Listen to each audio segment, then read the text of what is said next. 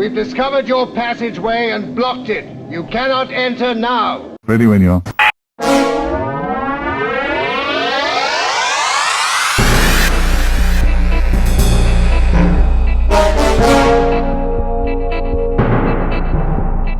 Cutbacks, moon snacks, and outdated beige slacks. All in a Skinflint Auntie Returning Monsters live special of I'll Explain Later, the Doctor Who podcast that's not only oscillating, it's ellipsing as well, with your hosts John West and Matt Needer.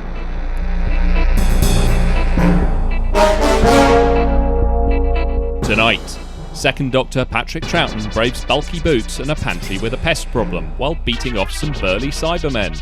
Eurotrash employees throwing some flagrant sickies are the least of the problems on the Moonbase. Trouble with a transmat, Afrikaner astronauts, and a strangely verdant, lifeless planet are one thing. But will the Grand Strategic Council's Jobsworth approach to health and safety derail the Marshals' invasion plans? Sickening torture japes in 1975 children's serial, The Sontaran Experiment.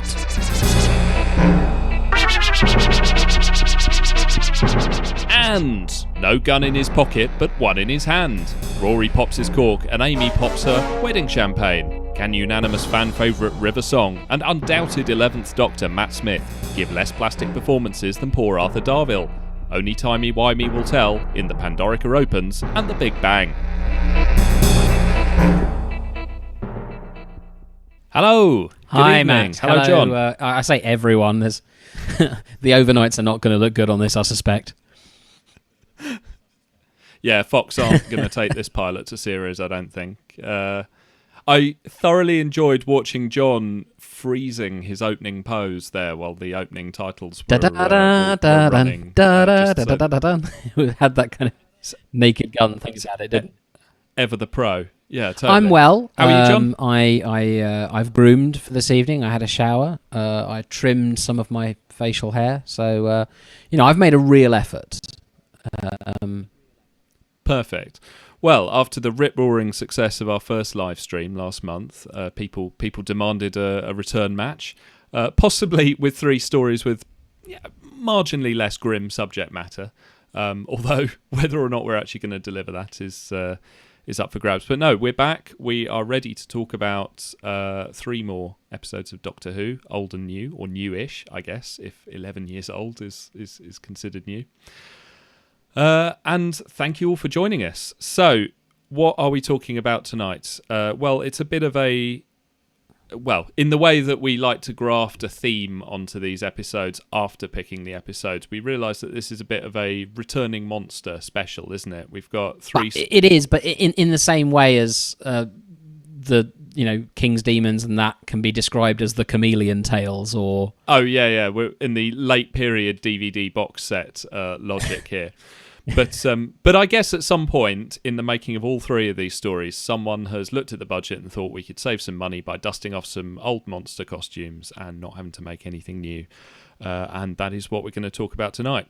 So we'll get straight underway by talking about the Moonbase.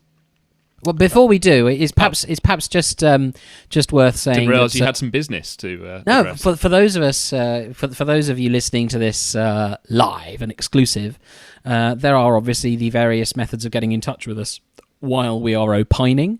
So do feel free to have a go at reaching us via the Twitter feed, and indeed on the Twitch feed itself. There is also a chat function. Feel free to use it, though. I will say that. There is an element reading through the messages that we got both during it and afterwards that I was reminded a little of the sort of Groucho Marx quote about refusing to join a club that would have you as a member. It's just it dawned on me that the kind of people who would tune in to listen to us live are not really the audience that we want. Oh, so, that's not just true. That's not true. We've done listener drinks plenty of times. Our audience is small but delightful, I would say.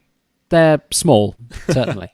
And they were there for online fact-checking, real-time fact-checking last time. That was actually quite handy because obviously there are limits to the Wikipedia research that I do. So anyone who wants to correct us live, you can do so. Excellent. We look forward to it. We welcome it. Well, heckles aside, we're going to kick off with the Moonbase tonight, which was broadcast February to March 1967. It's Patrick Troughton's story. It's Patrick Troughton's third outing as the second Doctor, in that he was the second actor to play Doctor Who on TV. Story written by Kit Pedler, Dr. Kit Pedler, as he's often referred to. I like to think he insisted on being called Dr. Kit Pedler in a sort of Sir Ben Kingsley kind of Pretty vibe. sure. Pretty sure he did. And what happens in the Moonbase? So the Doctor and his companions, Ben, Polly and Jamie, land on the moon. And when they get there, what is it, the year 2070? The year 2070, exactly that, yeah. 2070, so 49 years. A cool 49 years from now. Yeah, it's a glimpse into tomorrow. And they find that there is a moon base, the titular moon base is there, and it houses the gravitron, which is an exciting new invention that enables Earth's finest boffins to control the weather by exerting, gravity. I mean, it's a little bit hazy, isn't it? But gravity affects tide, affects climate, so they're basically able to control the weather. But things. Yeah, it's funny how the lack of real effort on explaining this doesn't bother me, and yet the real lack of effort in explaining something that we're going to discuss later on really does bother me. Well, we'll get into this because this is an interesting point that I was very keen to raise. But anyway, on this moon base, things are not going to plan. There are crew members who are falling ill to a mystery disease, and the gravitron itself appears to be on the blink somewhat. It's not working as well as everyone hopes, and so investigations are underway in order to find out who's behind it. And it turns out to be the Cybermen. The Cybermen in their first return appearance. Oh, was it? Yeah, it's the second time we've seen the Cybermen.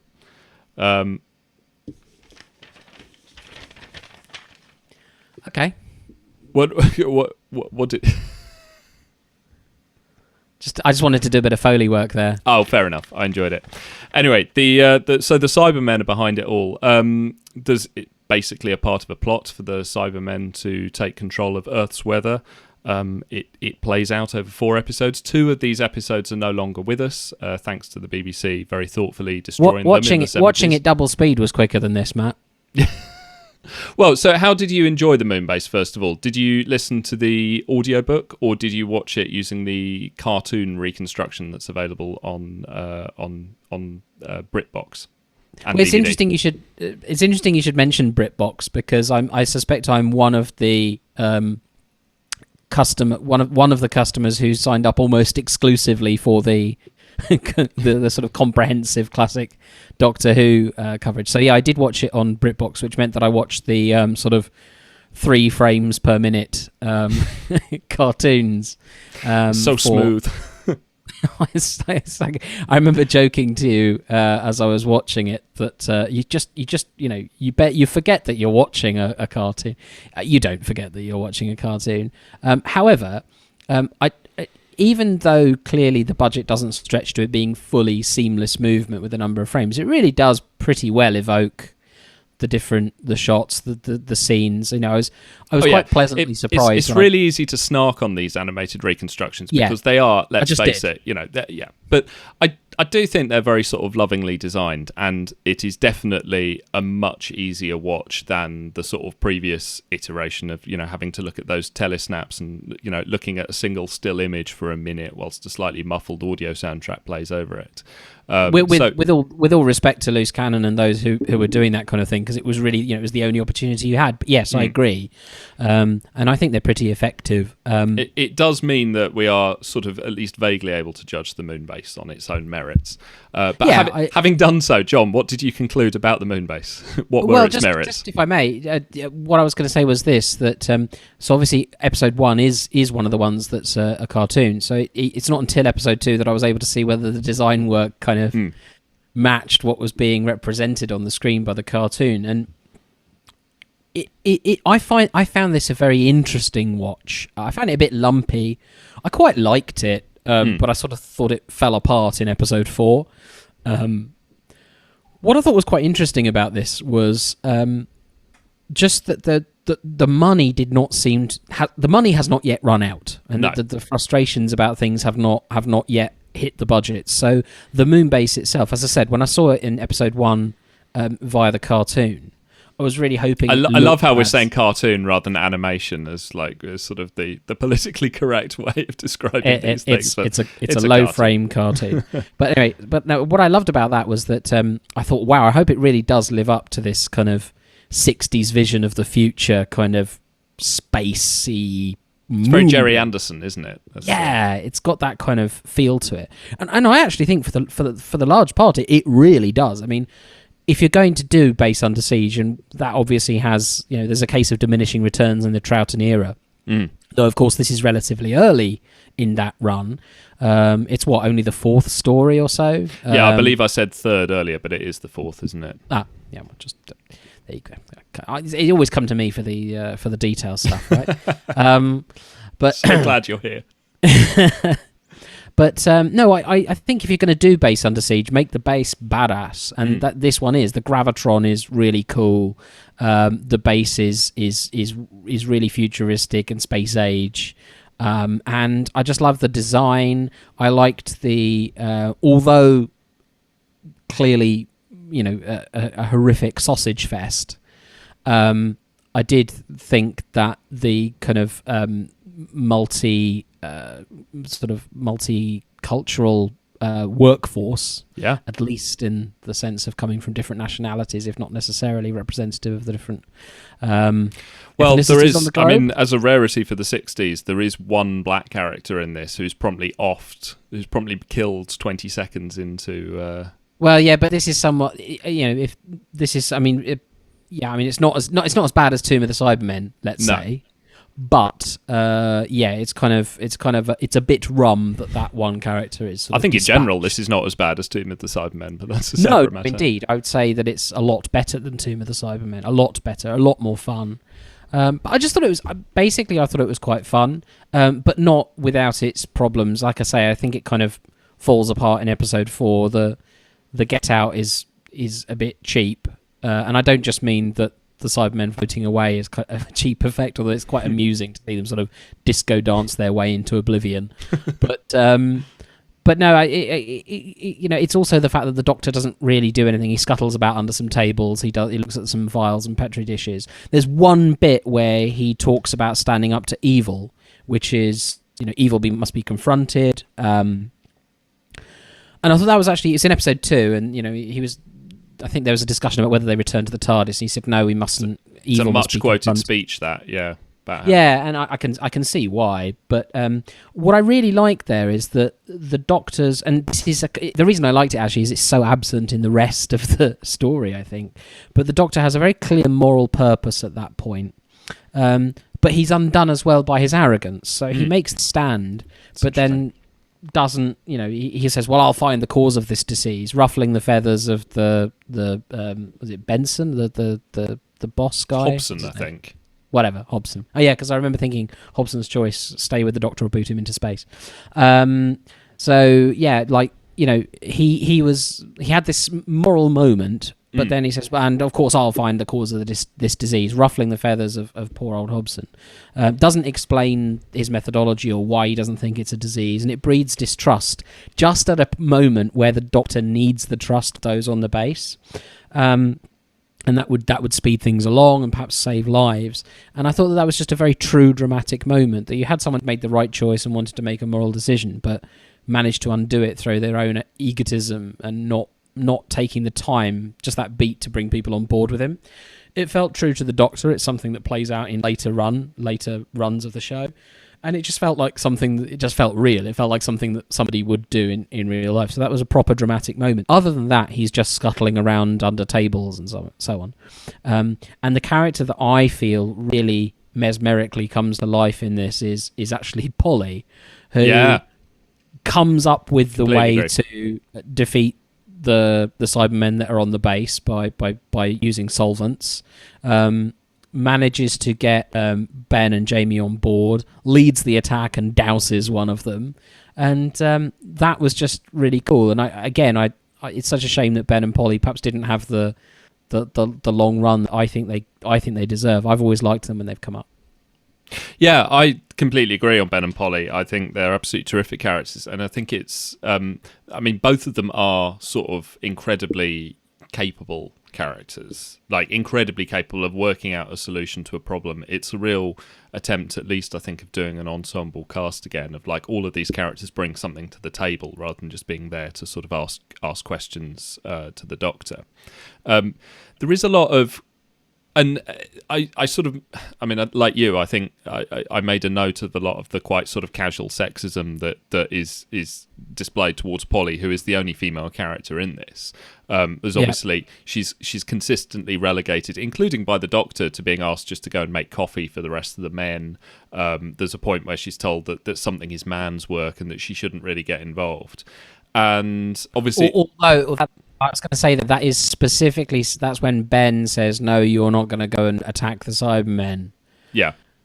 And she ignores, it's set up for her to ignore. I'm not saying that the gender politics of this are well thought out, but that particular moment is set up for her to subvert it. Mm. Okay. Yeah. Well, I mean, that's sort of my point, is that I wrote all of these lines down saying like, okay, this is more sort of retrograde action from 60s Doctor Who, but actually the fact that Polly is given the opportunity to then prove them all wrong is a nice sort of turnaround, and actually compared to the sort of female character who will replace her, Victoria, she's incredibly well-rounded, she's incredibly likable. I think Anika Wills is a great performer, and they're just actually the three of them, of Ben, Polly and Jamie, all have a great sort of repartee sort of throughout this. I mean, Ben and Polly are introduced as a double act and come across great, in the War Machines the previous year, and come across great as a double act. Jamie is a character who, I mean, my understanding is that he was a relatively late addition to the cast, and so they had to, there's a reason why he's asleep for half, or unconscious for half of the stories, because they needed to find something for him to do. Him being asleep for so much of it, I know that may be part of the sort of onboarding of Jamie McCrimmon, but it's absurd. I mean, it's not well rendered in the first episode that he seems to sort of softly fall over and be so concussed that he sort of lightly bangs his head. Days. Yeah, it's a pity he woke up, really. And as for that stuff with the Piper, I mean, I thought it was pretty interminable. Oh right, okay. I was saying that I quite like that, but that's, yeah, I know. I heard that, and I thought it was a decent bit of the colour. usual kind of sentimental guff that you come up with on this show.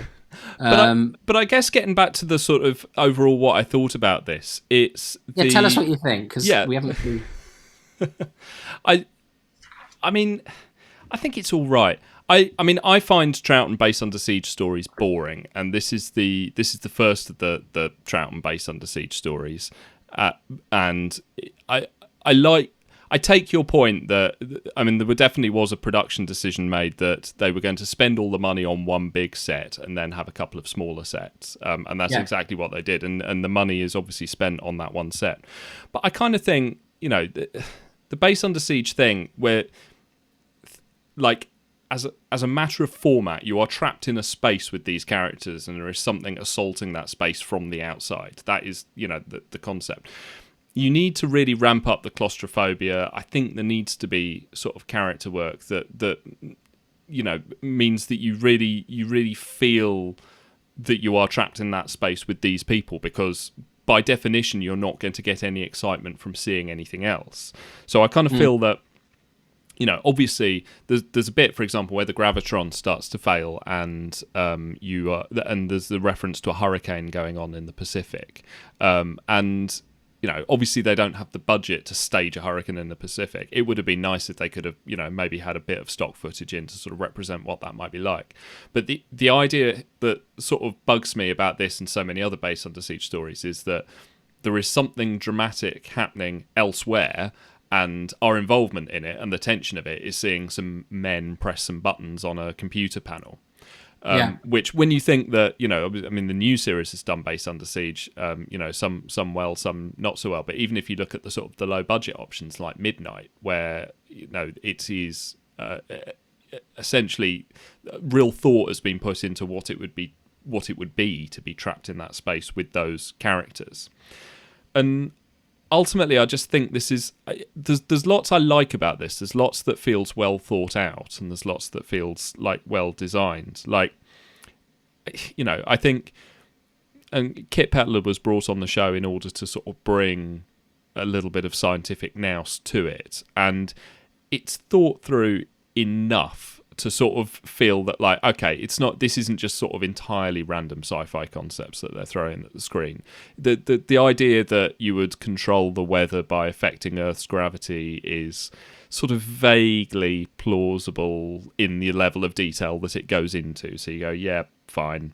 I found some of the politics that was sort of alluded to. I mean, obviously Hobson, whenever he radios back to Earth, obviously does not have a good relationship with his boss.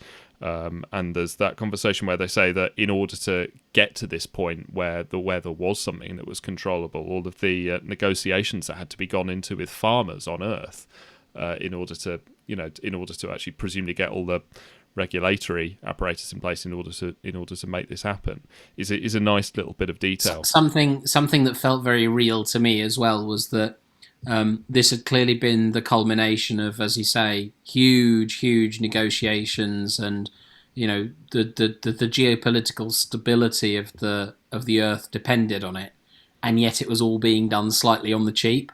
Yeah, by a bunch of sort of slightly flaky sort of people as well. Well, no, I didn't mean that. I didn't get the impression they were flaky. Indeed, I want to talk about Hobson because I quite liked his character, and he was sort of redolent of a kind of, I mean, the actor whose name obviously I can't remember, but Patrick Barr. I mean, I read that he was in like 150 films and was very active, kind of in the 50s, and you can sort of imagine him in a kind of in one of those sort of war films, wearing a naval costume or something. All right, men, let's go. And he kind of had that.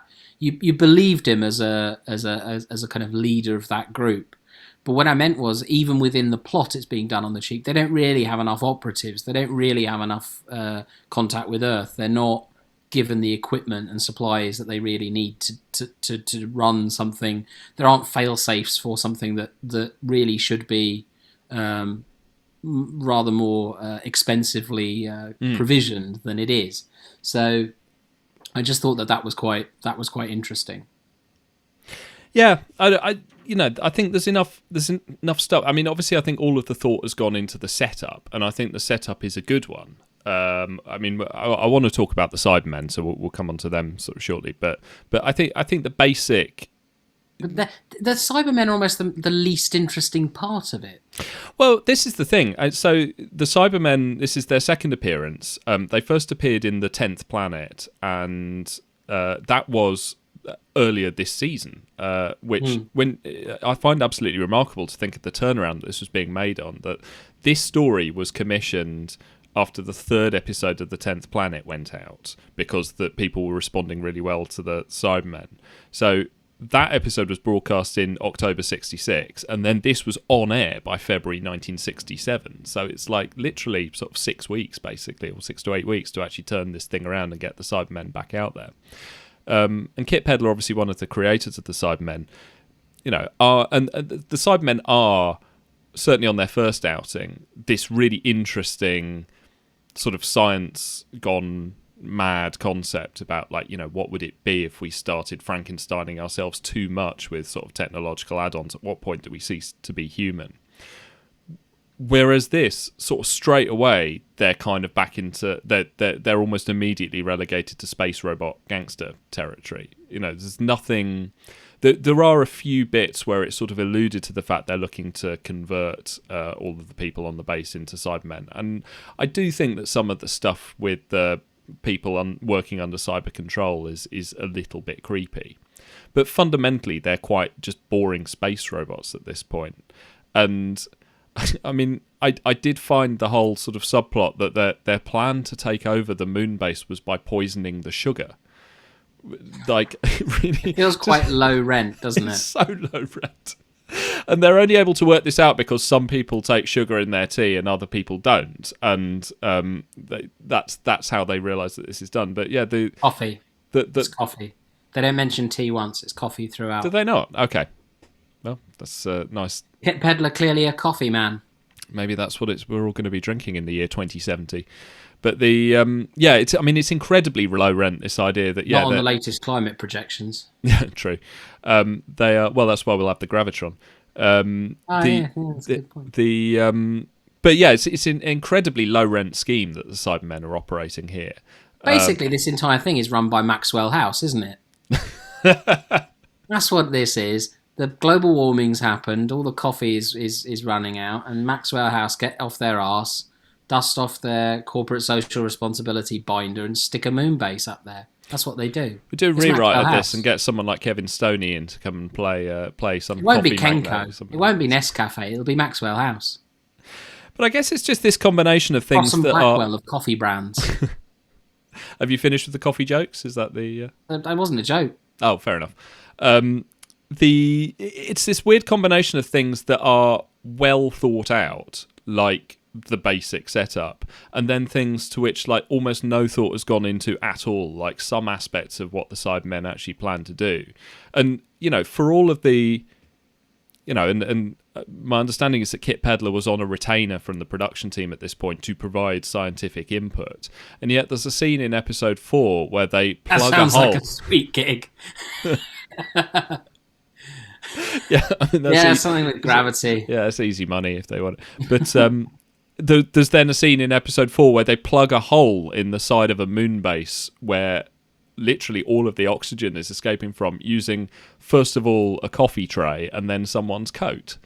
And no, it's first someone's coat and then the coffee tray. Is it they seal it up with the coffee tray? You did watch this more recently. You've never used a coffee tray to seal a hole in a... I mean, No, I agree standard with scientific you. Practice.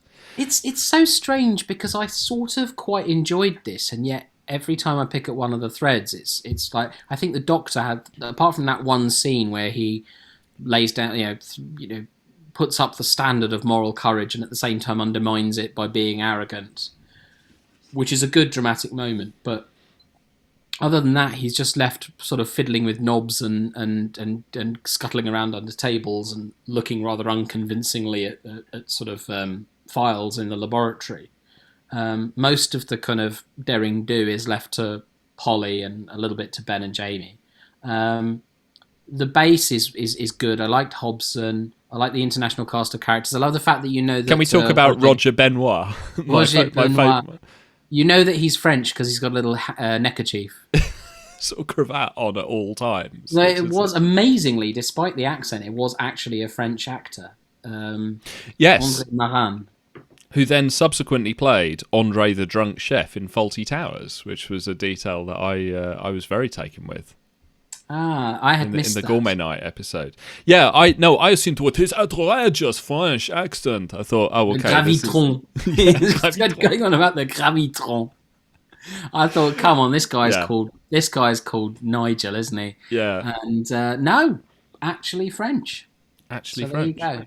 I wonder whether Maurice Barry, the director, was on set just telling him to sort of jambon it up a bit. I don't know. You got to wonder. I mean, he's the most sort of notable of the various of the kind of international contingent of the characters on there. I mean, they're all pretty. There is also Niels, played by Michael Wolff. Yes, which I think maybe less so. But they're quite a camp bunch as well, aren't they? It's always like, oh, nip along to the mess deck, won't you? And it's like it's quite a chummy setup, right? They're not military men. They're meant to be scientists. So like, I don't think that doesn't sort of rankle with me. I liked Hobson because he kind of has that sense of being a kind of 1950s wartime actor, or like as in films in the 1950s about the Second World War, or like a sort of one of those films also in the 50s, kind of like a bit like Kenneth More style stuff, like you can imagine him in a film about a polar expedition or something. He's sort of that bill nicely. And I mean, pun non intended, but he's sort of quite weather beaten. It's like he's the sort of he's quite put upon sort of he's not been quite given the resources or kind of supervision or input that he needs in order to and his decisions, even when he contradicts himself, he kind of acknowledges it, and his decisions kind of follow and follow his. You can feel that there's an internal monologue with him of needing to.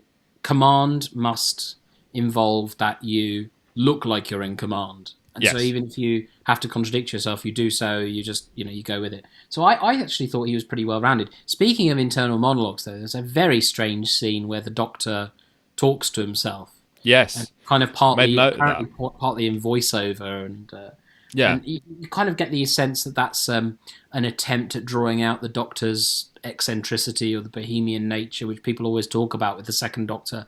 I don't always buy it, but it feels like one of the seeds of something that's later remembered and then put into place properly in the Fourth Doctor. Well, there's always been that problem. I mean, we talked about that a little bit last month when we were looking at Heaven Sent, as to how do you what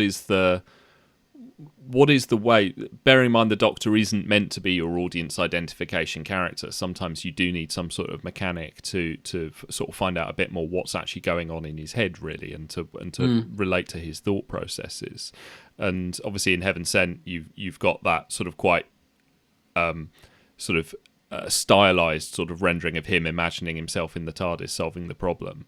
Obviously we talked about how there's the Jodie Whittaker approach of her sort of talking to herself a lot, which is somewhat underwritten, I would say, but we'll get onto that another time.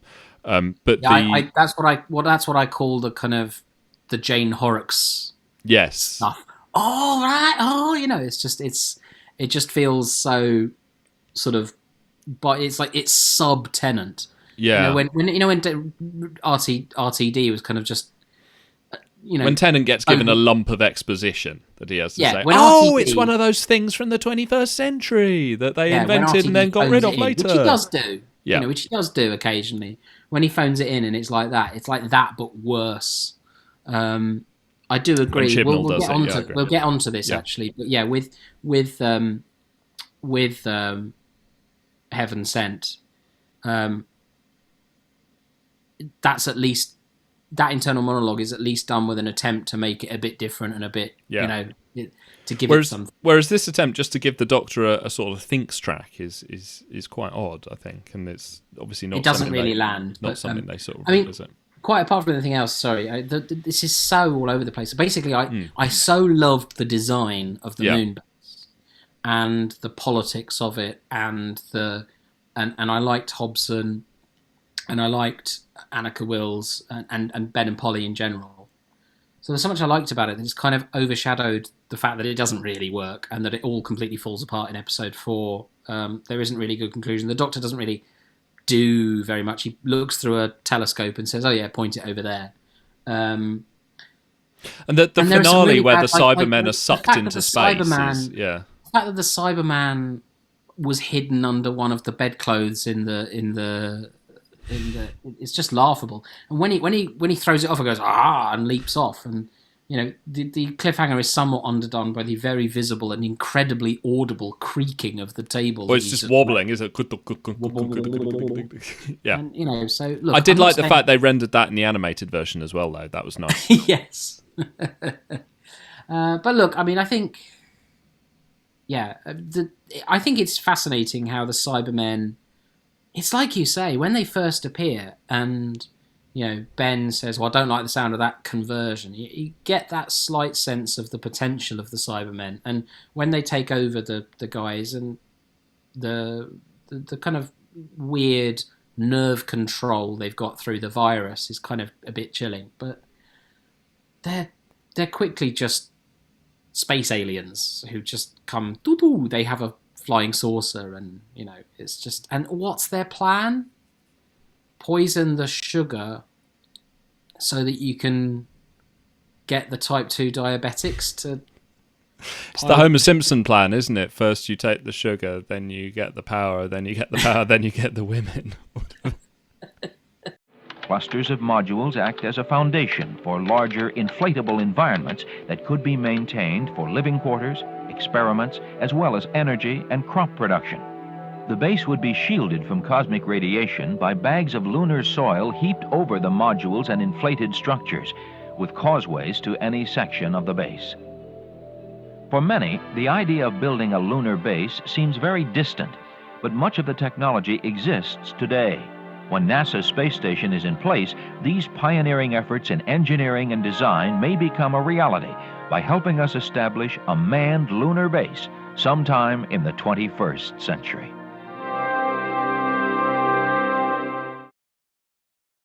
Right, so we are moving forward in time about 10,000 years. No, we're moving forward in time to the 22nd of February to the 1st of March 1975. The Sontaran Experiment. Sorry, just moved my little cue card there. So this is a two-part story, which makes it Bit of a rarity. Bit of a rarity, and also something of a relief when you're having to watch the amount of Doctor Who that we are to get one of these over the line, which we're barely doing at this thing stand with the technical difficulties. But yeah, so Sontaran Experiment, 22nd of Feb to the 1st of March 1975, from season 12, written by the Bristol Boys, Bob Baker and Dave Martin, and directed by Rodney Bennett, who obviously, as many of you all know, also directed Mask of Mandragora, which is one that I think we both really liked. Yeah, I really like that.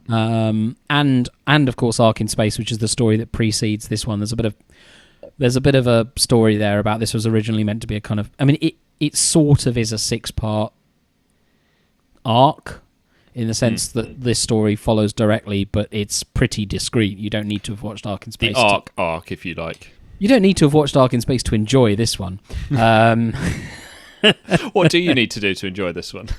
Not watch. No. All right, what happens in the Sontaran Experiment? So what happens? So the stuff on the space station in Ark of Space has been sorted, which means that the humans want to go back down to Earth and repopulate it, but the transmat's on the fritz.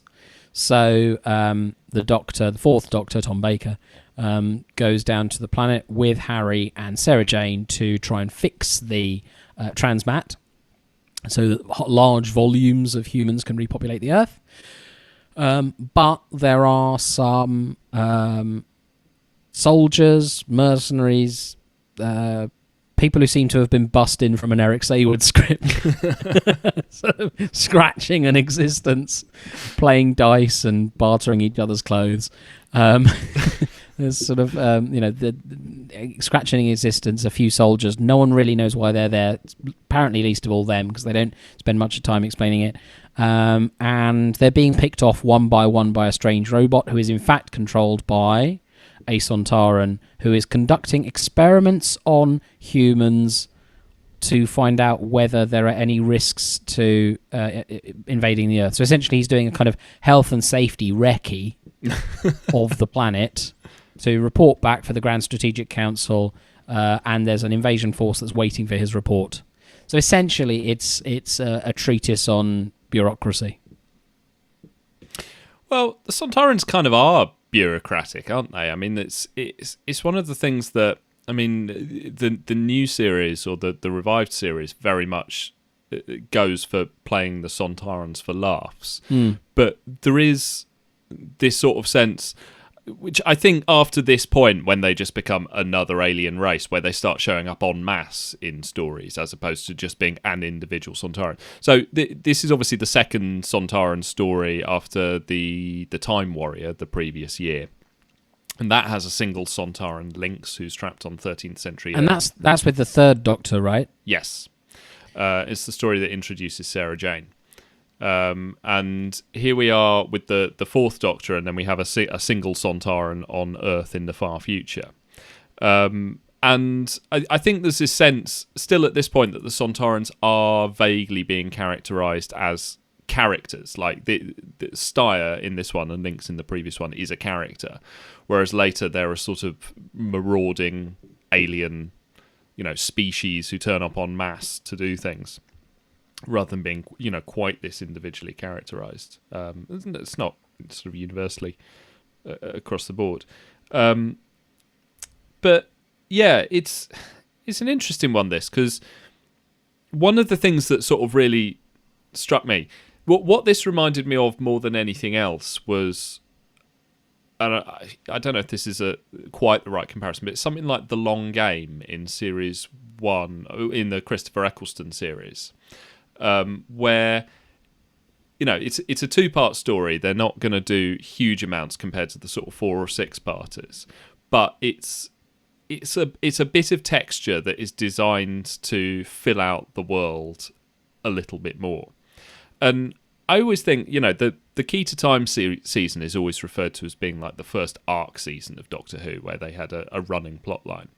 But once, you know, the opening Tom Baker story, once Tom Baker and his companions have left Earth at the start of the season, there is this is a TARDIS-less season. And so they go around these various adventures. These adventures all follow sequentially, sort of in their efforts to, you know, eventually get their way back to the TARDIS and get back on track, which they eventually do at the end of the season, at the end of Revenge of the Cybermen. But it's quite, for all that sort of, I don't know, it's just something that I never see commented on that much, this idea that actually there's a very clear running plot line, I think more so than we've had for a long time in Doctor Who, sort of through this season. And it does quite radical thing of taking his TARDIS away and sort of forcing a kind of different mode of storytelling. And I think what that means for this is that, you know, I think this is slight. I don't think there's very much going on dramatically with this story, but I think it's an interesting piece of texture that sort of sits between two of the all-time classics of original Doctor Who, Ark in Space on one side and Genesis of the Daleks on the other, and it's just designed to build out that world, that far future world, a little more. Like, I like the stuff where I like that it sort of upends slightly the world that we've learnt about in the Ark in Space. So I agree that you don't need to have seen the Ark in Space in order to sort of understand the plot of this on its own terms. But obviously in the Ark in Space, it's this sort of future-leaning project in order to save humanity, and this idea that, you know, humanity's last great hope is all resting on this space station, lying dormant, ready to repopulate the Earth. And I do like that with the soldiers on Earth in this story, that's attained a kind of mythical status. And a degree of prejudice has started to sort of creep in as well. It's like, he's sort of saying, well, when they've just sat out the last 1,000 years, they dozed off while we were. Yeah. And he says, I'm not having them come down here and do any of that Mother Earth rubbish down here. So the idea that this is... I know how he feels. Yeah. The idea that this is sort of factionalizing, sort of emerging, and it doesn't have prejudice to do against people they've never even met seems very human, doesn't it? It really does. And there's no... As I say, dramatically, there's no need for it to maintain those links, because, to be honest, none of that really impacts on the plot, you know, such as it is. I mean, it's a fairly slight story, but it feels like a lot of screen time is put into just building out this world a little bit further. And the idea that, I mean, obviously with the next story, the Doctor gets, you know, zapped off to Skaro, and we're dealing with the Daleks, and then, you know, later he comes back to the space station from the Ark, but at a much earlier point for Revenge of the Cybermen. I do feel that it's like, and actually sort of as far as arc-based storytelling goes, it's a good deal more sophisticated than just this idea of the quest narrative that you get in the Key to Time season. The idea that there's this sort of time period where the Doctor can travel in space but not in time, in effect. I mean, he does travel in time, but it's not... Everything is much more sort of closely linked than just his sort of random, where are we going to be next week kind of adventures.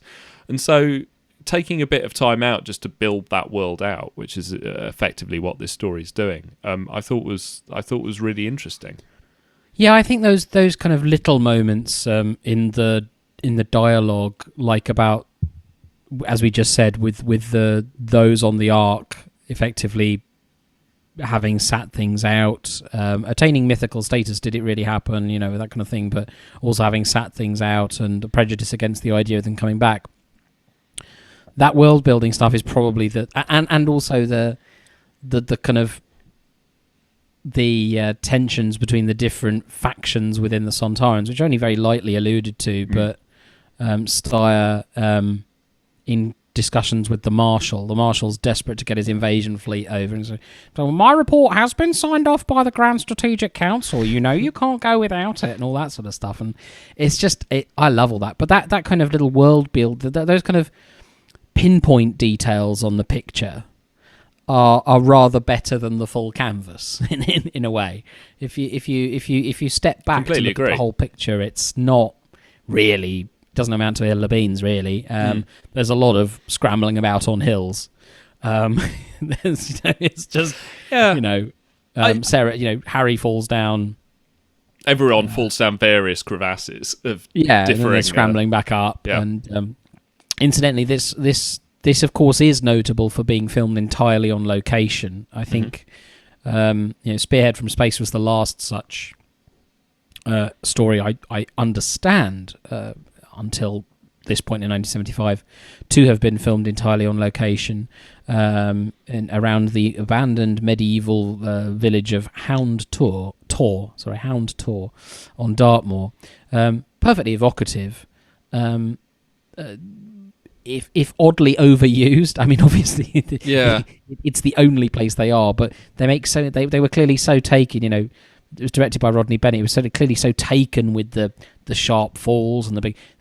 They just spend their time going up and down these bloody crevasses, as you were talking about. So it makes the point well enough, though, of saying it's a detail, and we've seen Doctor Who do it loads. I mean, obviously, he does it in the start of the Trial of a Time Lord and the Mysterious Planet as well. But that idea of taking somewhere that's sort of where Earth is reclaimed, and then saying, we're in Piccadilly, I think I might find the tunnel of the Central Line. And it's sort of, it doesn't feel like they're standing in the ruins of a dead London, but in terms of just sort of lightly seeding that idea that this is really the far future. I retconned that as, for my sanity, I just went with the Doctor was joking. Oh, okay. Because it so irritated me, the idea that the geology could even conceivably in 10,000 years change that violently, that it just irritated me beyond all measure. Oh, so fair enough. I just absolutely ruled that out, Matt. I didn't know you were so big on geological accuracy in these things. I mean, I speak as I find.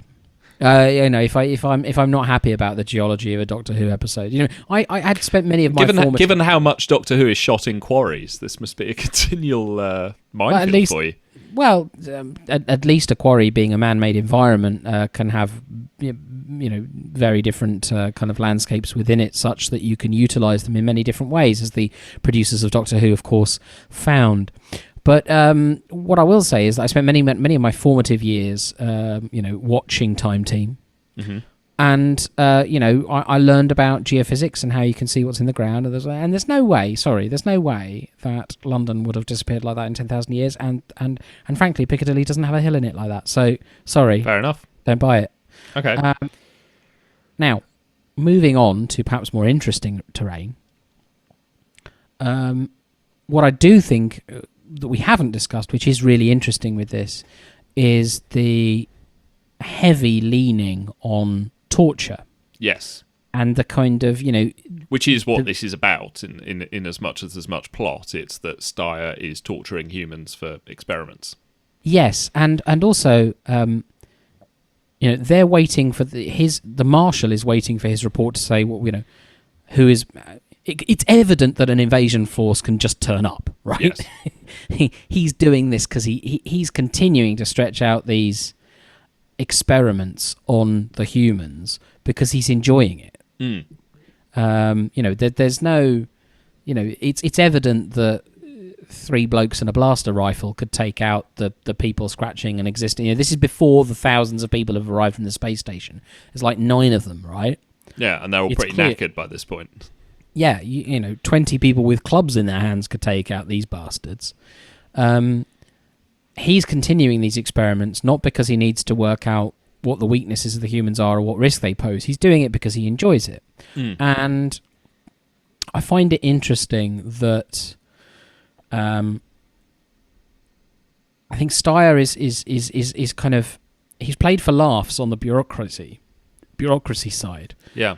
But to be very serious for a second, we know from much of the kind of historical work that's been done around the Nazi war machine and the Holocaust that there's great banality in the bureaucracy that's undertaking this evil. Yeah. The bureaucracy is kind of played for laughs in the interaction with the marshal, but at the same time, it's facilitating this person's baser instincts, and there's a kind of you'd be remiss not to mention someone like Josef Mengele, who obviously conducted experiments on prisoners, Jews, and many others. The most horrific thing. Now, I'm not saying for one moment this stands as a sort of searing, truthful science fiction reading of those kind of horrors, but it's clearly intending to go into that territory. 100%. And it's interesting that it does so. And I think it's perhaps best that it does that in a two-parter and not something stretched out over 6 or 7. No, I don't think we want to linger in this world for very long, particularly given that this is a kids show.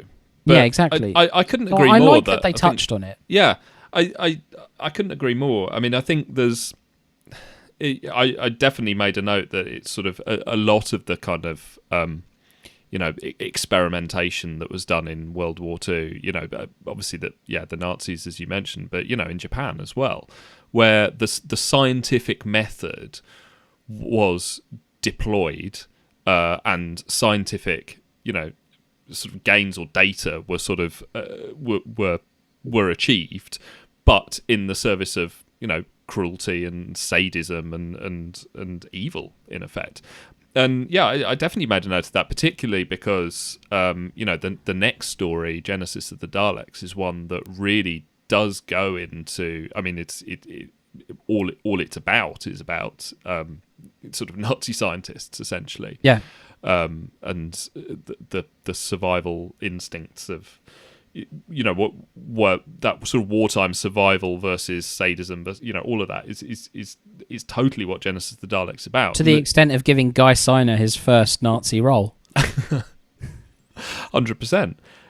So no, I mean that's definitely. I think that's definitely in the material. I don't think it's an overreach to find that at all. Steyer is a scientist, but he loves the cruel aspects of his work. He's faithful to the scientific method and the findings that he's looking to do. But it's his area of interest because it gives him the opportunity to be cruel. You even get the sense, and this is quite something for a bloke in a rubber suit. Hats. But I don't think it's necessarily the performance so much as the writing, but. You get the impression that it's internalized so much that if you were to say that to him, he would reject it. To say, no, I've got to do this report. I've got to do it as thoroughly as possible. It's so internalized that it's kind of, it is quite realistic in that sense. That is how people justify themselves and their actions. And he sparks a moral outrage in the other characters that definitely goes beyond. Obviously, there's a sense in Doctor Who that the sort of the rubber monsters are villainous or evil or need to be defeated. Obviously, Troughton gets his speech in the Moonbase about the corners of the universe that breed the most horrible things. In that context, referring to some disco robots poisoning the sugar, but. In this case, Harry refers to Steyer as a murdering swine. The Doctor refers to him as an unspeakable abomination. It's not just that he's evil and needs to be stopped. He really inspires this deep moral repulsion in the TARDIS crew because of what he's doing. And I think that even the title of the story. Which, on the one hand, is not a brilliant title because the cliffhanger reveal in fact, the cliffhanger, the only cliffhanger in this story is the reveal that it is a Sontaran, and yet the story is called The Sontaran Experiment Part 1. Dudley Simpson did the music, by the way. Yes. as per. But even that title, the Sontaran Experiment, which is it sort of got that it's sort of redolent of some of those kind of sort of warsploitation kind of films that you get that about sort of slightly trashy. On the other hand, it's sort of unconvincing when the Doctor has the face-off with the Marshal at the end and says, without Steyer's report, it's as if that really would put them off or whatever. It's just I don't know. It doesn't quite.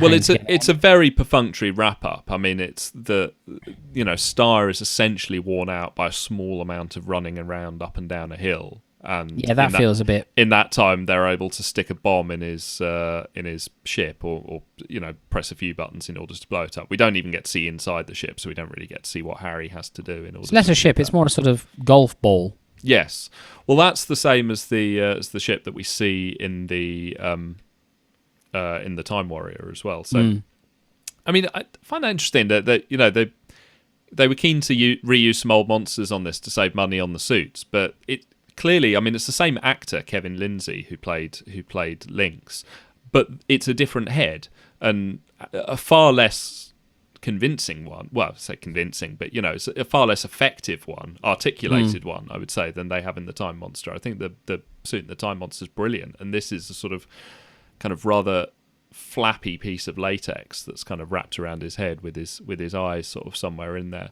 So it's not particularly well rendered. A flappy piece of latex with his eye, someone in there. I think we shut up shop now. That's us done. They'll stick that on the re-release of the Blu-ray as my pull quote. Matt Needer of I'll Explain Later raves a flappy piece of latex. It has also been pointed out elsewhere that why do a clone race that all look identical need to have video calling technology? Which is a reasonable point, I think. But I do like. I tried to find a picture of it for Twitter, but I couldn't find a screen grab anywhere of Steyer's little. Well, I mean, it's like what we're doing now, really, isn't it? Staring at each other into a screen like Starfield. It's not quite clear why the communication station is built into the side of the hill and isn't just in his ship. Well, it's a big bit of kit. I mean, that's a big old school. He's had to lug that. I mean, maybe Perspex telly that he has. He's probably just had some fun getting some of the South African spacemen to lug it up that hill. Yeah, so that's another interesting detail. So, like with the Moonbase, we've got another array of an attempt to convey a sort of slightly more cosmopolitan vision of the future by having a few different accents on display. And this is something that sort of Bob Baker and Dave Martin apparently were interested in how language would change based on interactions of different cultures within the future. So the idea, yes, they're all speaking in these sort of South African accents. Well, yeah, ethnic minority South African accents. So what point do you think they are trying to make there? I think that given, as we've discussed in the past, Terrence Dicks thought that Bob Baker and Dave Martin were pretty left-wing. Yeah. I suspect... For orientation, that's Terrence Dicks calling you left-wing, and Terrence Dicks is really quite right-wing. So which, let's... it could... They gave some money to charity at some point. Yes, threw a coin at a beggar. Yeah, I look. I don't know. I don't know enough about the script to see whether it was absolutely mandated. I cornered you there. I don't know whether it was mandated. These must be played by South Africans or have South African accents. I just don't know. What I do know is that it's sort of weird to watch. Like it without it being somehow referenced or explained, it's just why are they speaking in Afrikaans accents? It's just sort of there. It's not like, I don't know. It's and if they wanted to, I mean, I won't blame the writers for this. They wouldn't have cast it. But if the intention was for South African accents to be there to show a culturally mixed voice that might show what the future of humanity was like, then casting exclusively white South Africans at a time when, frankly, this was a debated subject. Yes. Like South Africa was, it's not like people found out later on. This was something that was a live debate at the time. If that was the intention, it certainly doesn't land. Not having to go at any of the actors involved, apart from them not being particularly good actors. But I'm not blaming apartheid on them personally. Okay, good. That's or that door. or their casting having any kind of lasting damage on the march to freedom in South Africa. But yeah, it doesn't. Whatever the reasons were, they're obscure and it didn't work. But I do find it quite interesting that, like I said, they seem to have been bussed in from an Eric Saywood script. They're kind of cynical and scratching an existence and don't want to be there, and a bit like the 80s TARDIS crew, actually. It's they're not very well acted. The robot is quite good. I quite like the robot sort of ensnaring people and running around. There's a wonderful bit in episode... It looks quite cute, which I quite liked. Yeah, I thought so. There was a wonderful bit in episode 1 where, and again, this is partly the kind of the fact that it's called the Sontaran Experiment does sort of give it away, but there's a lovely shot where you don't technically know it's a Sontaran, but you see an alien hand on a console. I love all that shit, You just see the alien hand, he's fiddling with something. You see, the unseen sort of hand guy there. Yeah, well, no, you see the hand, the unseen alien body. I thought there were some quite good dramatic beats in this. So, for example, 8 minutes in, they're all split up. Harry's down the hole. Sarah's alone with the sonic screwdriver that's been left on top of the transmat. The Doctor's been zapped and presumed a murderer by the spacemen, soldier people. So, I feel like there's some effort here. There's some ambition. It does just end up being scrambling up and down lots of hills and not really going anywhere. But I didn't hate it. You didn't hate it, right? No, I just think there's not too much story to it. As I say, I think it's slight, but I think it's an interesting piece of texture. I don't think it's going so far as to do anything sort of, Love and Monsters style about, what happens when the story finishes or something like that. But I feel like it's that you're sitting in a world where it's like, what is it just to exist in this universe when there isn't a huge sort of narrative sweep to what's going on, which is obviously what they say for the 4 and 6 parters. I feel we should probably just talk about Tom Baker a little bit here, because this is obviously very early on in his tenure. This is his third story. Tenure. Interesting detail is that having broken his collarbone, he does spend a lot of this story in a neck brace, which is why he's got his coat and scarf up sort of all the time, and he's quite often sort of unshambled. He looks quite boxed in, doesn't he? He does, which is obviously a sort of deliberate choice. But then again, I quite like these ones where you sort of see the silhouette of his Doctor kind of emerging, but the look and the costume is not so sort of pinned down that it feels like that he's just becoming a caricature, which is obviously what you get much later in the 80s. It does feel like he's just dragged some things together and tripped out of the TARDIS or whatever. Yeah, and in this case, but I don't want to blame John Nathan Turner for this exclusively either, because I think it does arrive as the Baker era. It slowly becomes a costume rather than clothes he's wearing. Yes.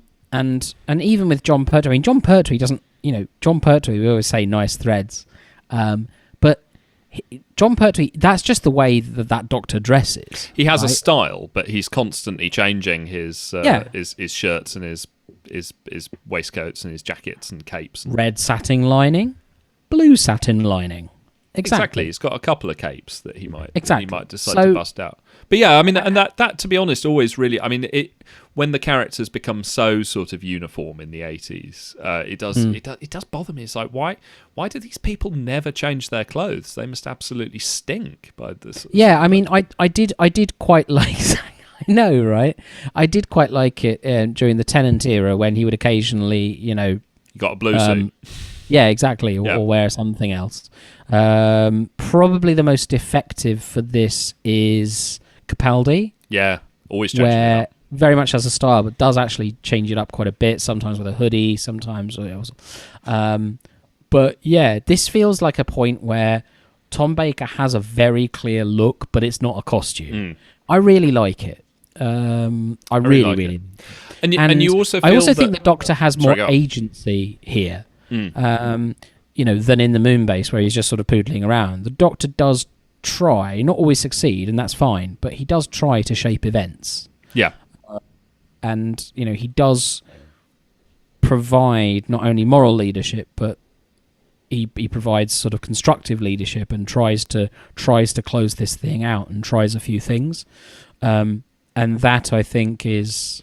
and he relies on his wits to get away from the soldiers, he engages in a bit of combat, which feels like quite a Pertwee thing to do as well. Complete with stunt double. Well, Yeah. this is the thing, that obviously it's so early in his run that they're not really... one of the things that I like about his performance in this series is it's before... and obviously you see this time and again, that by the time the second series comes around for a new Doctor, everyone knows what they're going to do with the role, so you start writing to the performance. And so, later Tom Baker's series become more full of sort of quipping and sort of... it's written with his voice in mind. It's a... well documented that no one quite knew who was going to be playing the Doctor when a lot of these scripts were written, but also no one knew exactly how they were going to play it. So the character, I think, is written relatively neutrally, and it's interesting to see the choices Baker makes in order to deliver it. And he leans on the wittier lines, doesn't he? He absolutely without does. pushing them over. No, exactly. But I think what maybe he brings that the writing doesn't is just this sense of him being this, huge, physically an imposing presence, particularly actually in that sort of weirdly kind of boxed in look. He's an absolute bruiser of a man. Mm-hmm. And then obviously the sort of big voice, he's quite boggle-eyed at times as well. It's like his eyes seem rounder than they've ever been at any point sort of elsewhere in his sort of run. He's just... you realise it's just the most extraordinary kind of collision of, a part and an incredibly charismatic guy who's been kind of just marshalled into playing it. It's obviously it's at the point so super early days where, his own indulgences aren't sort of coming to the fore. He's obviously still working out what he's going to do with it. The writers are still working it out. But what you get is just that raw sort of unbridled kind of charisma that makes you go, oh shit, I think this guy might actually be an alien. It's extraordinary. What that led to for Dartmoor's settlement is a retreat then from the uplands. It's probably a lot more complicated than this for each individual settlement, but major factors are the climate downturn was making life difficult. And to give you an example of that, the top picture there is Hound Tor medieval village. There are 3 specialised buildings for drying out grain there, and that's in the good times. So people were harvesting grain and having to dry it out. So they're living on the margins of what is possible here. Climatic downturn makes that impossible, and then you have the Black Death, and what that does, I suppose, fortuitously, is it kills an awful lot of people in and around sort of in the lowlands where the land is, and people don't need to live on the fringes of Dartmoor anymore. They can move. Well, a little bit of interstitial detail there about how fortuitous the Black Death was for the heritage of Dartmoor. But anyway, that's enough geological backstory. It's time to talk. Well, no, Stonehenge, I suppose. Indeed. I think this is the one that everyone's tuned in to hear us wang on about, I suspect. Watch us take on the Pandorica Opens and the Big Bang. So the 2-part finale to Matt Smith's debut season and Stephen Moffat's debut season as showrunner. These 2 episodes were broadcast in June 2010, and they round out Series 5 and the ongoing storyline that has been... That really is terrific Foley work. Just pouring a beer. Yeah. I like that you're not excluding any of our audio-only listeners with your detailing there. But this rounds out the Series 5 running storyline, which is the Doctor and his companion Amy and when the Doctor meets Amy at the start of the season, he notices a suspicious-looking crack in her wall. In her wall, sorry. Yeah. And said crack follows them around the universe. Crack. And subsequently appears to have been caused. It's a split in time that's been caused by what looks like the explosion of the TARDIS. So the Doctor is sort of ahead of events here, trying to work out why the TARDIS explodes, what causes this crack in time to occur, and what he can do to stop it. So at the start of this story, the Doctor's various characters that the Doctor's met throughout the season all clubbed together to send him a message to let him know that the Pandorica is opening.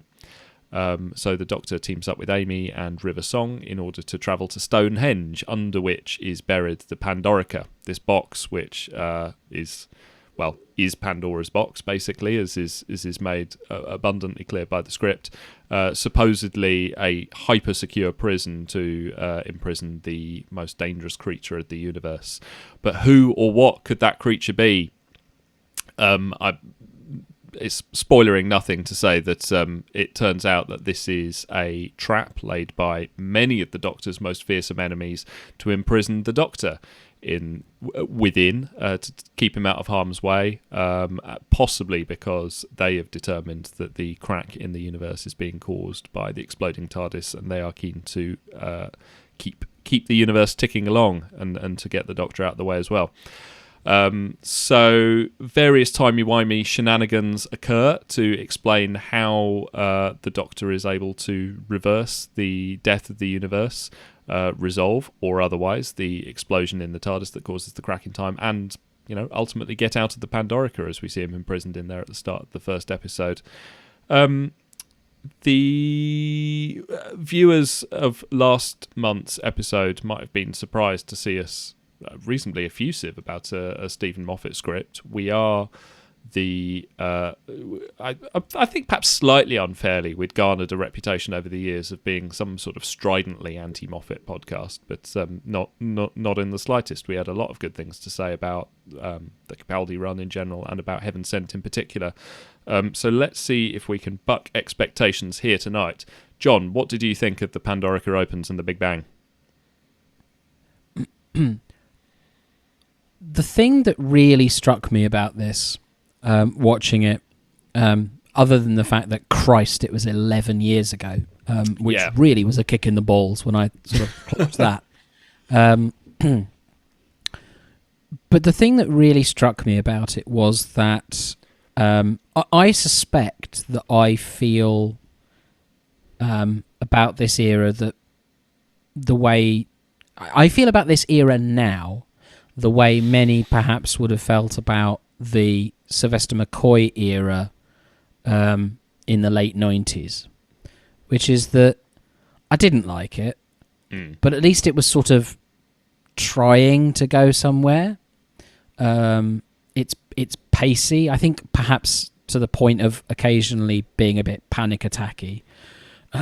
There's kind of a wildly hyperactive, especially the Pandorica Opens. It's so unsettlingly all over the place. By design, I mean, it's directed by Toby Haynes, who has done a bang up job on stuff like Sherlock and Black Mirror, and is working on Andor, is it? The Star Wars Rogue One prequel series. Okay. I think it's called that anyway. It's by design, but I find it a bit much. But at least there's a pace, yes, and an ambition. There are lots of loose ends, which I feel, and I feel like if your thing is to set up loose ends, which I think Moffat's kind of is with both this and Sherlock, to cock a snook and run away, or it's a bit like knocking on the door and running away. It might be fun for the person doing it, but it's not fun for anyone else. Yeah. So, to have all those things, loose ends, and not really tie them up, I don't regard that as kind of clever meta game playing. I feel like it's just, I open the door, there's no one there, I shrug and I close it. Yeah. So look, this isn't for me, but I will say that at least they are trying to kind of set those threads up. At least there is some pace and some vim. I don't think it works for me, because a lot of it hinges on the fact that you like Amy and Rory, and the kind of the it's a bit like with Heaven Sent, actually, where I felt like it's really good, apart from the fact that all of this is as an exploration of grief. The person who's died is Clara, and if you don't buy Clara as a character, then a lot of what is meaningful about it kind of falls away. Similarly with this, the Amy and Rory relationship, and just indeed those characters themselves, Amy and Rory, I just don't believe them. I don't believe that. I can't suspend my disbelief and say these are people with ambitions and a drive and stuff that they like and stuff that they don't. They are devices. Yes. And I find that really difficult.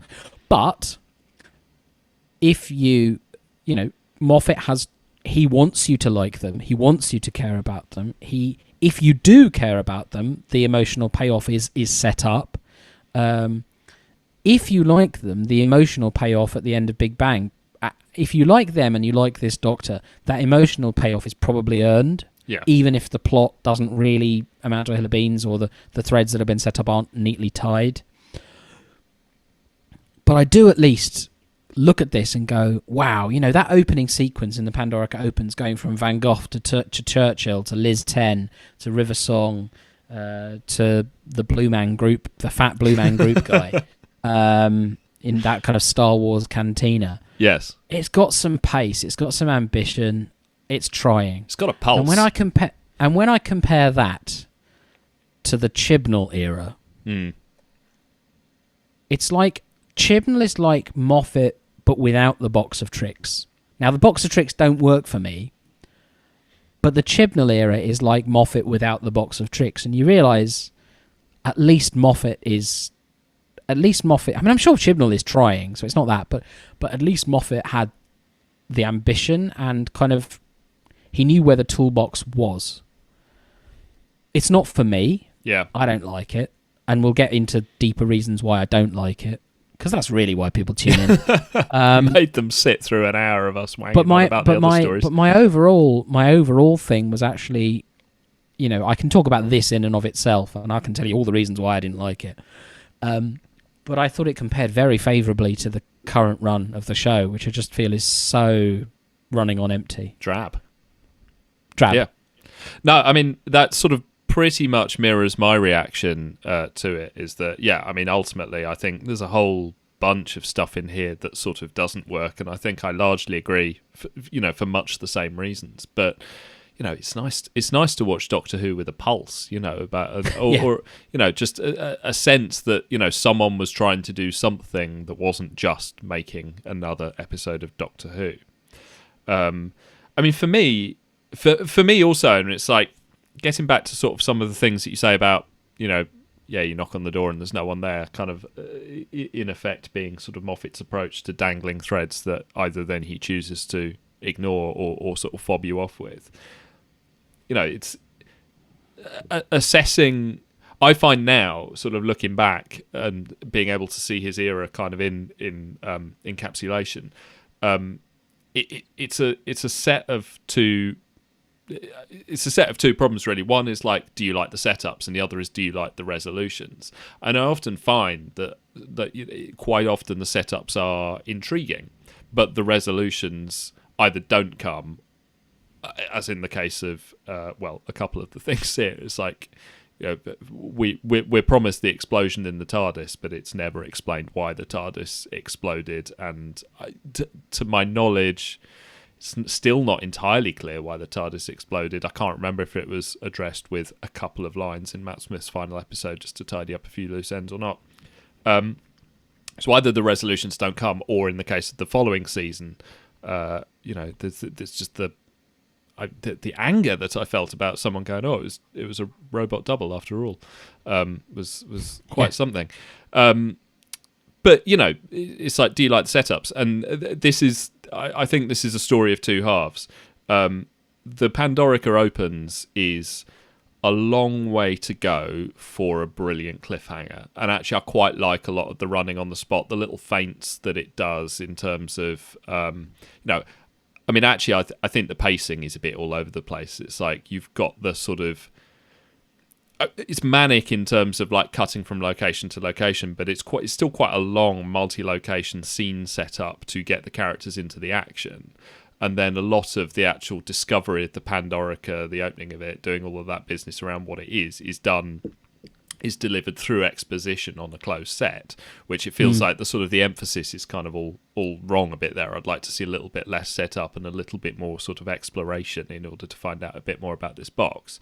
But fundamentally, it's all misdirection to lead you up to this cliffhanger. That literally every monster that the Doctor has ever fought has teamed up to spring a trap and imprison him in this box forever. Which, like, you know, if the 5 Doctors did something like that, we'd be cheering it from the rafters. I mean, it doesn't make a lick of sense. I have no idea how that alliance holds up, or, you know, which of the parties, whether it was the Sontarans or the Daleks that reached out to the Hoiks from Love and Monsters to see if he wanted to come on board with this plan that they were hatching.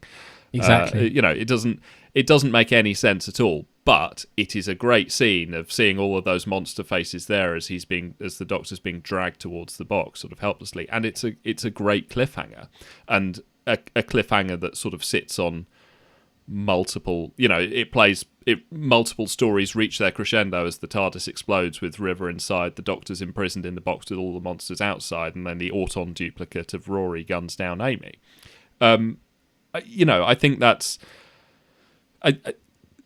If you buy that episode as like a long way to go to get to that cliffhanger, and then, you know, like me, you think that's a good cliffhanger. I like the first episode of this. I think it's a bit mannered, and everyone does tend to talk in catchphrases, but I thought it was great fun and leads you to a good place. I would go further. I think it's a really good cliffhanger, and I really love he clearly has the same love of stage magic as Steve Pemberton and Rhys Shearsmith, because they play with it. I mean, they literally do a magic episode in Inside Number 9, but there's a lot of second episode in a row I've mentioned Inside Number 9. But yeah, the love of stage magic when the Pandorica does open and it's Amy inside it at the beginning of Big Bang and not the Doctor.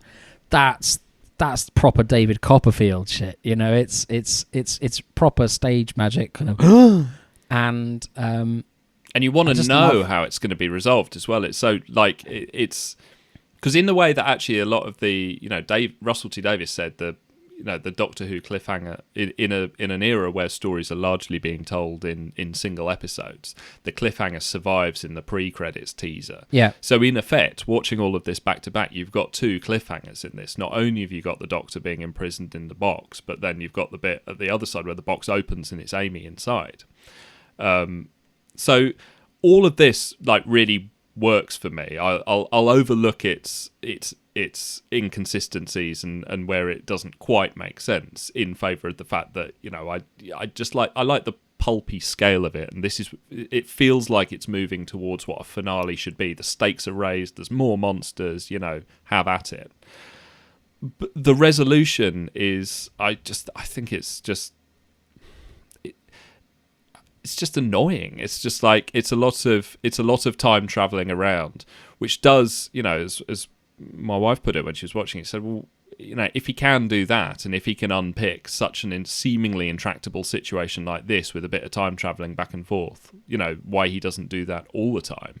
You know, why do we allow this here, but we don't allow it at the end of, like, as fans, we are much more unforgiving at the end of the TV movie when he brings back Grace and Chang Lee.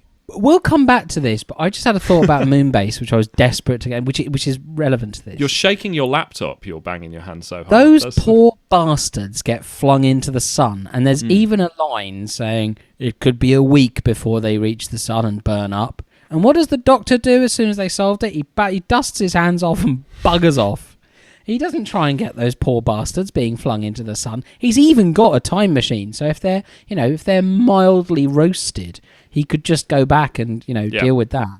But no, presumably he's got several days he could go and get them. But no, he just sods off to the Macra Terra. No. I mean, I think it's a poor show, and I agree with you on this one, that if the Doctor can, I will give any writer the poetic license to do it once, like to get him out of the Pandorica, fine, but for it to sort of continually be the shape of it and the motif is it quickly, it suspends your disbelief in the way that your good lady wife said. You know, if you keep doing it, it will just make you go, well, why doesn't he just do this then? Why doesn't he just go back right to the beginning? And that's when the threads, rather than being tied up, start to unravel, because then you go, okay, so because then your suspension of disbelief is gone. At which point you start going, so sorry, the psychic residue of her house created this trap, which meant the Nestine consciousness created Usborne Romans out of her memories from the book. And Rory's now an Auton soldier, Roman, who actually lived in Roman times, because that's, I mean, this is exactly the point. They'll just wake up and they're somewhere else, and where exactly and how, and did they meet each other? Did they not meet each other? And then the killer one, which has been mentioned 1,000 times by everybody, but if you can remember something, it can come back. Yes. Now, on the one hand, I don't care that the gravitron is basically you're pointed at stuff and things go bang. But I do care if you can remember something, it can come back, because it takes it so... And this is the thing that got me thinking about my prejudices to do with Stephen Moffat, right? Yeah. Because to all intents and purposes, time travel is fantasy. Time travel is magic. Yeah. What the Doctor can do is magic. The sonic screwdriver, yes, okay, it's got sonic pulses, but it's magic, right? You can't actually do that. You can't... The gravitron is just it's a MacGuffin. It's a thing. You can say, well, it does gravity. How? What? Yeah. What does that really look like? And then you make up a law of time every time you want to explain why you can't just do something. Right. It's like, So why does it bother me? Because really, if you look at it, if you stand back, there's not a huge amount of difference between if you can remember something, it can come back, and, well, you can travel into the past. Yes. They're both fantasy. But there's kind of a frame of reference with science fiction. There's a set of Queensberry rules about it. Yes.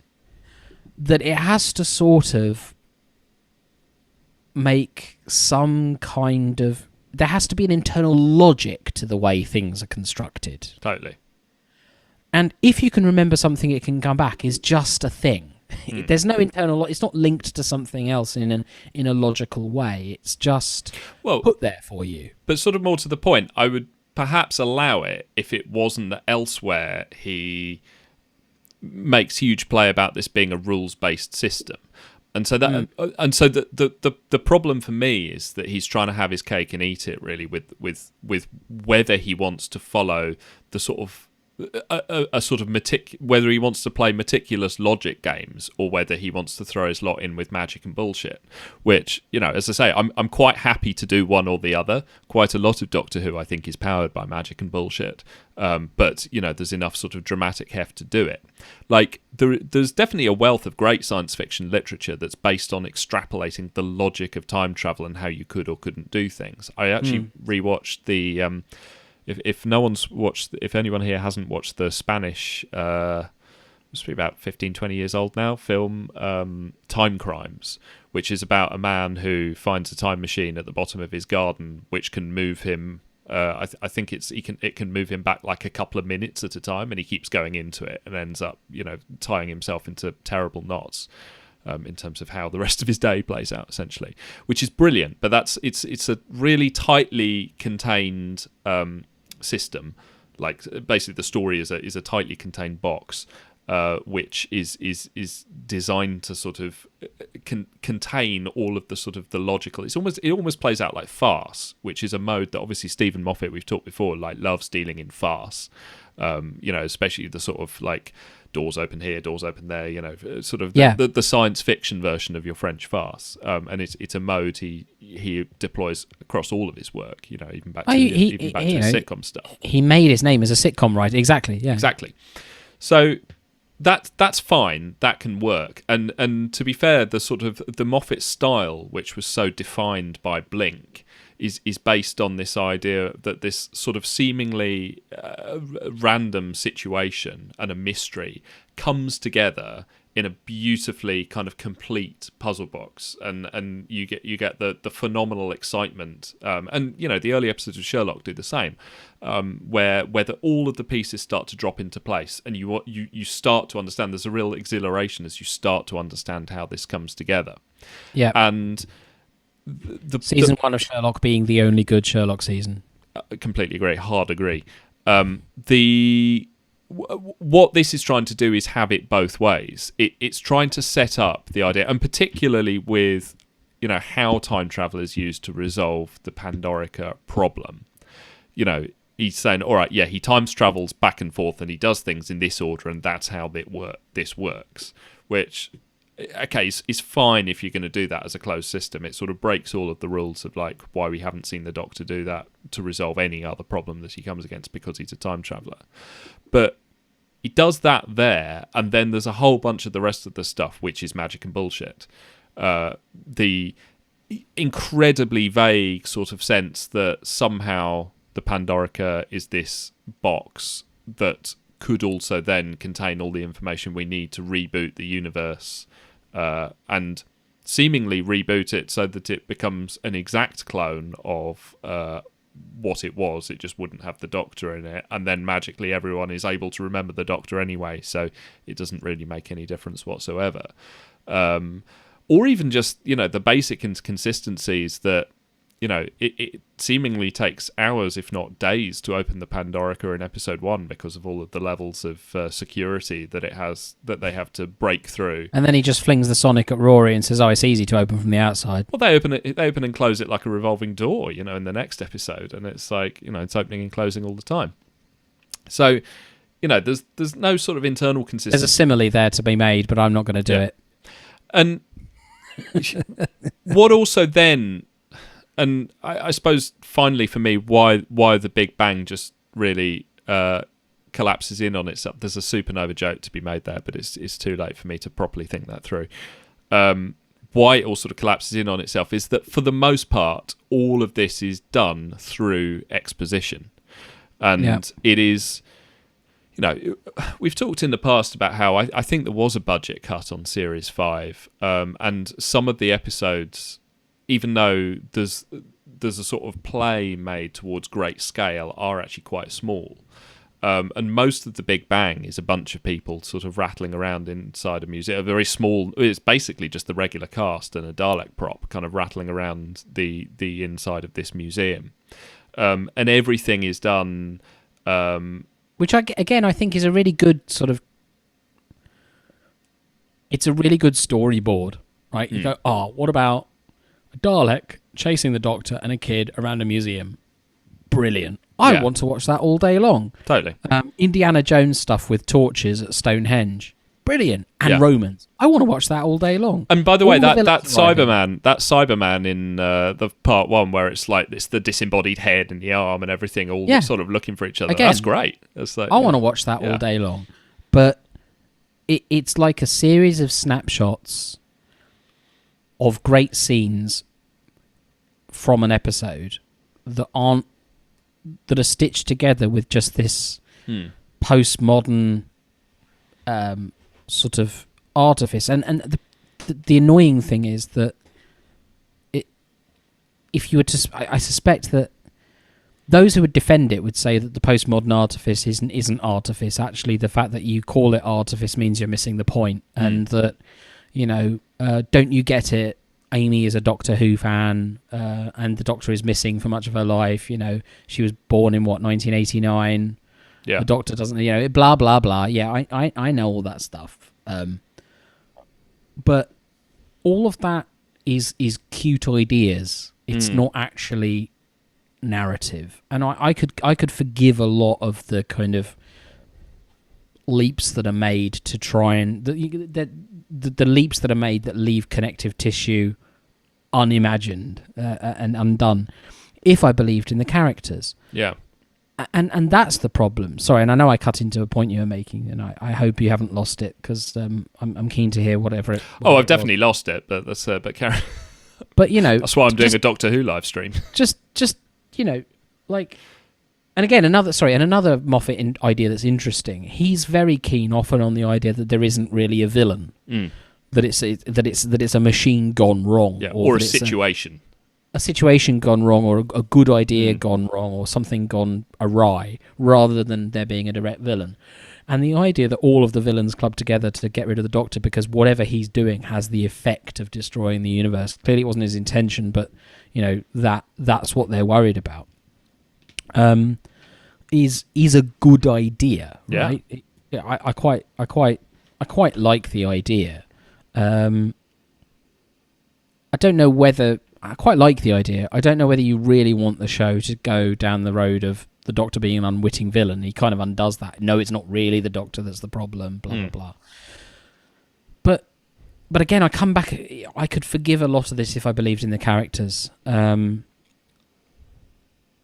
Amy, I keep... again, I really don't want this to sound like a criticism of Karen Gillan.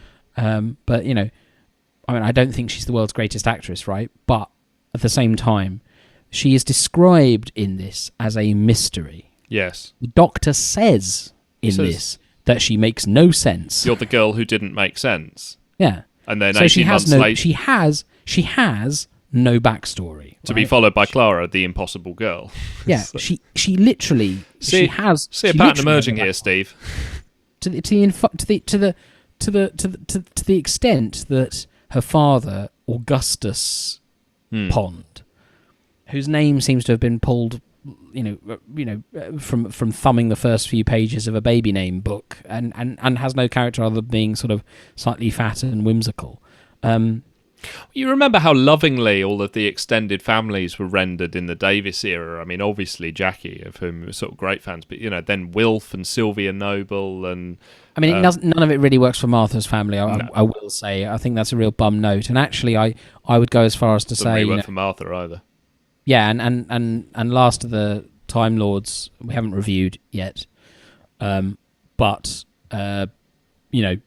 those who want to hear us take a big dump on an RTD era episode will probably have some fun with us reviewing that one, or certainly they will from me. Spoilers. And I think that where you don't believe in the characters, you really do not then get much credit for anything else you're trying to do. No. And here, Moffat, and again, I said at the top, I praise the ambition. Moffat is trying to do a lot. I don't think it really works.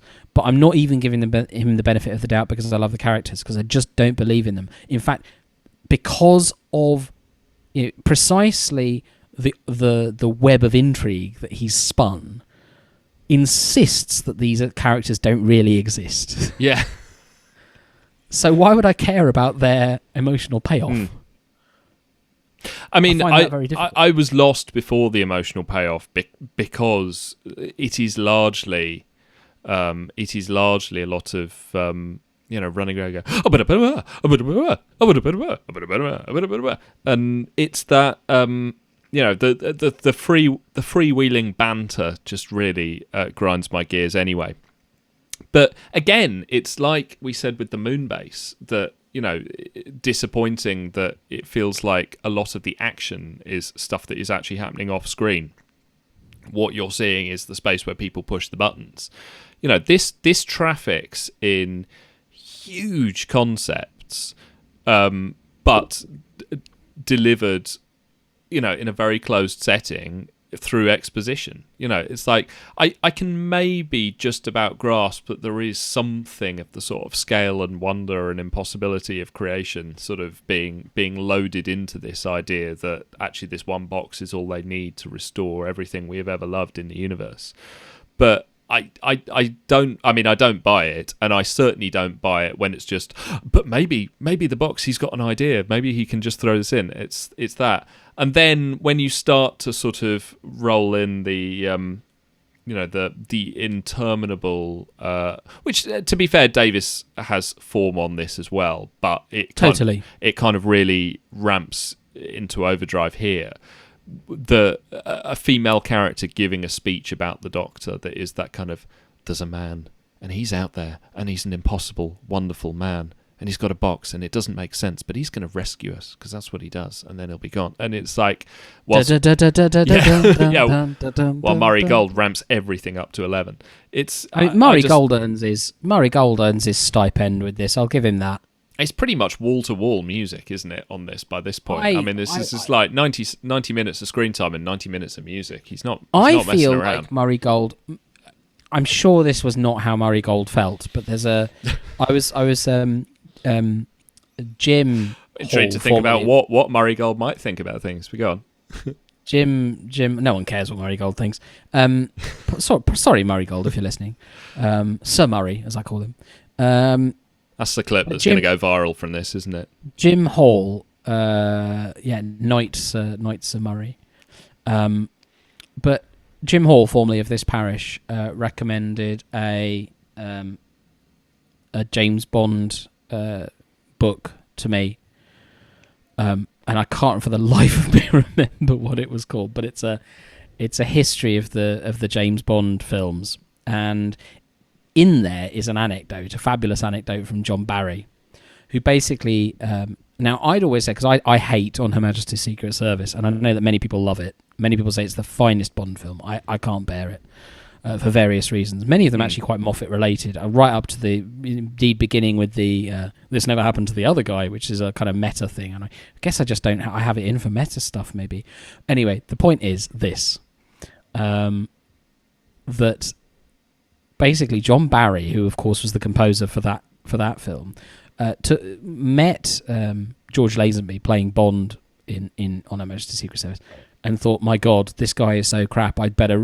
This film is going to be a turkey. I'm going to have to raise my game to make sure that there's a decent score for this film, because it's going to be that basically carries the thing through." Now, I'd always suspected that was the case, because John Barry delivers by far. And I love all his scores, but this one is absolutely top-notch. I mean, basically, this score and the score to From Russia with Love are his best work. And I can't help but feel that Murray Gold took one look at the kind of Jackson Pollock... I mean, Jackson Pollock is probably not a good comparison, because there's some fine work there, but the kind of slap it against the wall, see if any of it sticks approach to that is employed in these two episodes, and thought... I'm going to write some very good music indeed. And I feel like he delivers his themes, and the BBC Concert Orchestra or whoever it is does their best. They overblow the horns and all that. I think it does deliver it with some gusto. And again, I will say that gusto is what's missing from the current era. You said it's lovely to see some Doctor Who with a pulse. This has a pulse. I don't much like the person whose pulse I'm taking, but I am sufficiently a humanitarian to be pleased that it has a pulse. But if we want to have more information on this, it is in the words of Vegetius, Roman writer, that we understand what the prerequisites for becoming a centurion were. From the Re Militari, we read, "The centurion in the infantry is chosen for his size, strength and dexterity in throwing his missile weapons, and for his skill in the use of his sword." Okay, well that wraps it up for another show. We've got to the end of it. We made it through another one. A few more technical hitches this time round, but apologies for that, everybody. We'll have that all resolved next time. But we do get these fancy borders and logos around our faces, so that's a plus. And we'll have it all cleaned up for the audio. I do love the fact that Martin has just gone, "What?" on the chat regarding my pulse. I'm assuming that was in relation to your dislike of On Her Majesty's Secret Service, judging by when that popped up.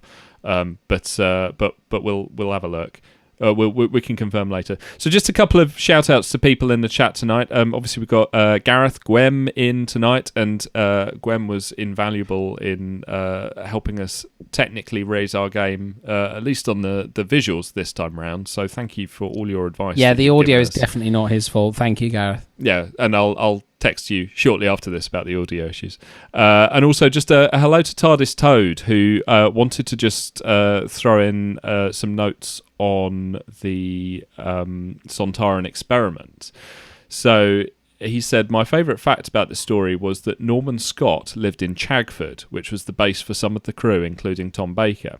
Scott was in the period of his life where he was telling anyone who would listen about the evils of Jeremy Thorpe. I want Russell T Davies to write a play set in the pub in Chagford on that imagined day in 1974, when an increasingly drunk Tom and crew run into Norman and spend the evening chatting ever more outlandishly. I mean, yes, I would love to. Pitch it. I think there's a pretty good chance off the back of It's a Sin that they'll commission anything that RTD writes. 100%, yeah. And quite right too. But yeah. That's to say a thumbs up for It's a Sin, not that they are commissioning anything he writes. I'm just saying, strike while the iron's hot. Yeah, It's a Sin is a masterpiece if you haven't seen it already. And then he went on to agree about the comparison between Nazi scientists, by the way, and the dependence and distrust between them and the military. There was some speculation on what my brewery is called. It's the Pretty Decent Beer Company in Forest Gate. Do come and let's do listener drinks down there when we can reopen. Oh, big shout! Yeah, that's 100%. A great idea. Let's definitely do that. And Blue Peter badge winners get in free, right? Yeah, totally. And Martin also felt that our chat at the top of the Pandorica Opens was an interesting comparison to the current era, and find it hard to disagree. But obviously what we're going to do, we're not, as is house policy, we're not actually going to review any Chibnall episodes or Jodie Whittaker episodes until after that team has moved on. And then what we'll be saying in 5 or 10 years' time is, what's really nice about revisiting the Chibnall era now in comparison to the current series? Yeah. But this is just what being a Doctor Who fan does afford you a bit of perspective. I would like to just very, very, despite the fact that we have a kind of self-denying ordinance on going into too much detail, I want to be very fucking clear that any criticism of the Chibnall era is a criticism of Chibnall and not the casting of a woman as the Doctor, because that is absolutely nowhere close to where I was going. I think Jodie Whittaker is very fine actress. Yes, and she's also she's a bit like an English batsman or batswoman on a subcontinental pitch that's giving a lot of spin. Basically, I think she's on a sticky wicket. I think that she's not necessarily being given the material that would make the best of her. And when I kind of was saying about her Horrocksing around, as a reference to Jane Horrocks, I personally feel it's really the material that's at fault rather than her. She's very capable of giving incredibly powerful performances, and even her emotional range in Doctor Who is clearly the work of a fine actor. I just wish it was to better purpose, but we'll get there when we get there. If you were worried that you were going to spend the next 5 to 10 years before we get to reviewing the Chibnall era worried that John was going to turn out to be a massive sexist, then I'm glad that you've set I am the a massive straight. sexist, but for whole other reasons, not because a woman has been cast as the Doctor. No. Right. Thank you for clearing that up. You're welcome. So we're going to do another one of these. I think we will. Should we do one next month? Yeah, maybe I'll sort out the audio stuff though. I do sincere apologies to everybody for the rather dull technical hiatus. That's fine. The audio crew. Joy of live television, though, isn't it? Absolutely. So, if you want to get in touch with us, you can email us hello@I'llExplainLater.com. You can find us on Facebook. Yes, you can find us on Facebook, facebook.com/I'llExplainLater. John mans our Twitter feed, which is @ExplainLaterPod. When work allows, yeah. And you can... Don't tell my bosses that I man the Twitter feed. They'll be on to me. I'm more worried about your bosses finding out that you present a Doctor Who live stream, to be honest. I think it's true. It should be a protected category. Totally. And we have a YouTube channel as well where we're putting up the video versions of these, but the audio version will drop into your podcatchers in a couple of days' time. Completely in unannounced. edited form, I feel. In slightly trimmed form, yes. Like that U2 album everyone got for free on their iPods a few years ago. It'll just arrive and you'll be thrilled by the results. It was such a pleasure to learn how to delete that. Yeah. The fact that Apple had to release a special tool and FAQ page on how to remove your complimentary U2 album probably wasn't what Bono had in mind. No, well, we'll be releasing a similar memo. How to delete this episode of I'll Explain Later from your memory. But anyway, thanks to everyone who's watched and chatted along tonight. Thanks to everyone for listening. We'll be back next month. But until then, take care. Keep dancing.